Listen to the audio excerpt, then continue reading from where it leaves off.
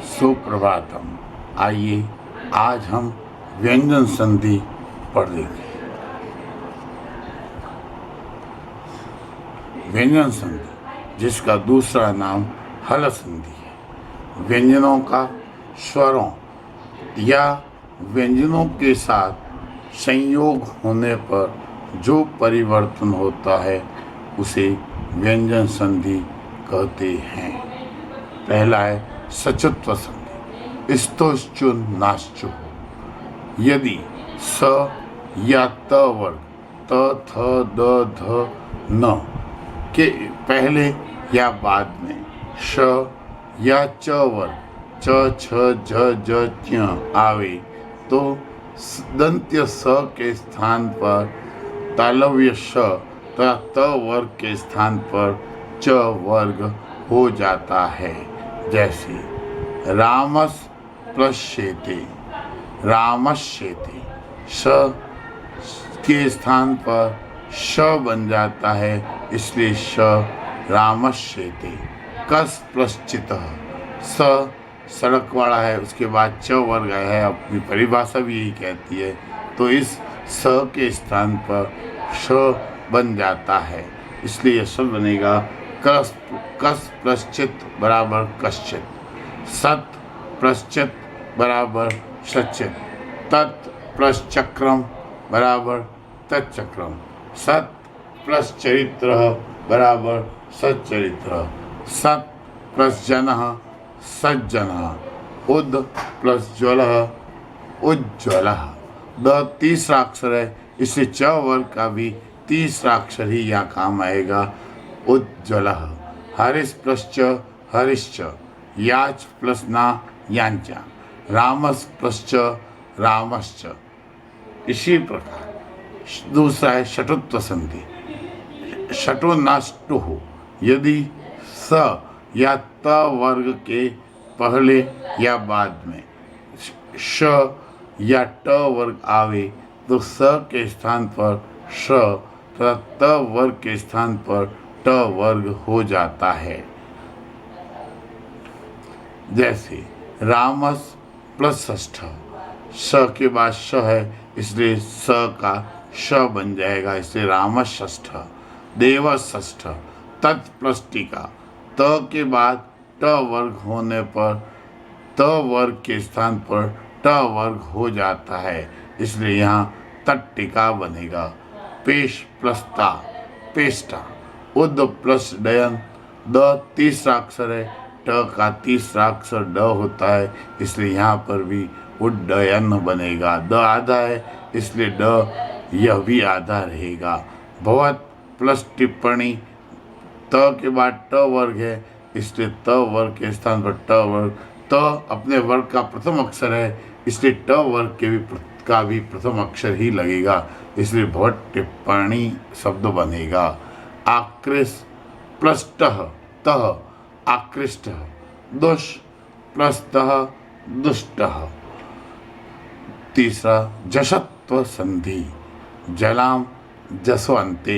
यदि पद के अंत में, यदि किसी शब्द उसके अंत में य र ल व य य ण न म को छोड़कर कोई भी स्वर या व्यंजन आवे तो उनके स्थान पर उसी वर्ग का तीसरा अक्षर ग झ ड द ब हो जाता है। उदाहरण जैसे जगत प्लस ईशः।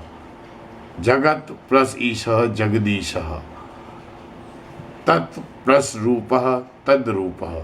यहाँ जगत प्लस ईशः त वर्ग के पश्चात स्वर आया है, तो त वर्ग का तीसरा अक्षर लगेगा। त वर्ग का तीसरा अक्षर द होता है, उसमें बड़ी की मात्रा जब जुड़ेगी तो वह जगदीश बन जाएगा। तत् प्लस रूप तद्रूप। वाक प्लस ईश। क का तीसरा अक्षर घ तो वागीश। दिक् प्लस अंबर।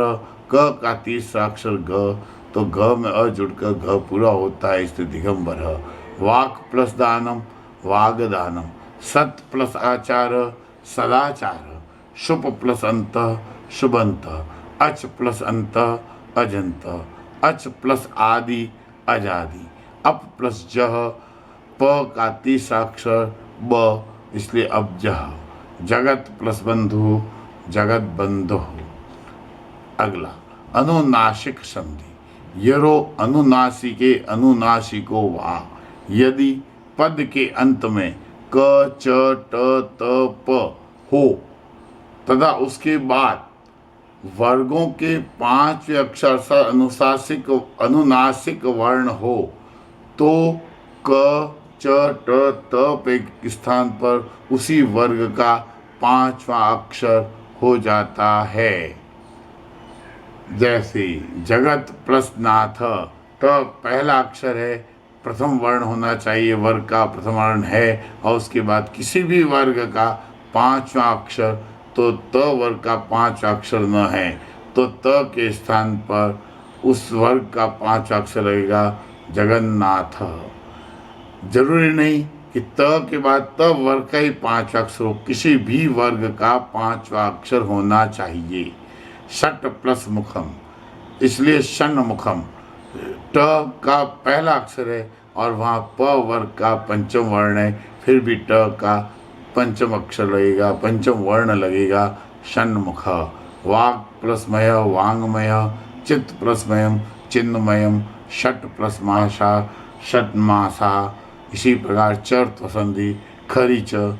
यदि वर्ग के प्रथम, द्वितीय, तृतीय और चतुर्थ वर्ण के बाद यानी कि पंचम वर्गों के 5वें वर्ण को छोड़कर प्रथम या द्वितीय वर्ण हो, पहला या दूसरा वर्ण हो तथा पीछे तीनों स में से कोई भी स आवे तो उसी वर्ग का पहला अक्षर हो जाता है, अर्थात प्रथम वर्ण हो जाता है।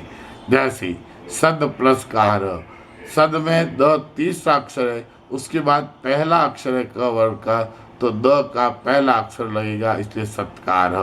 सद प्लस पुत्र सत्पुत्र, तद प्लस फलम तत्फलम। द के बाद दूसरा अक्षर है फ, देख तो द का भी वही वर्ण लगेगा, पहला जो त होता है वह आएगा तत्फलम। वृक्षात पतति, वृक्षात त आधा पतति। इसी प्रकार लकार संधि तोड़ ली सूत्र है, अर्थात यदि त वर्ग के बाद ल आवे तो त वर्ग के स्थान पर ल हो जाता है और न के स्थान पर अनुनासिक ल हो जाता है। अनुनासिक ल यानी अनुस्वार और उसके बाद ल आधा आएगा। जैसे तत् प्लस लय, त के बाद ल है, इसलिए त के स्थान पर ल हो जाएगा, त आधा है इसलिए ल भी आधा होगा, तल्लय बनेगा।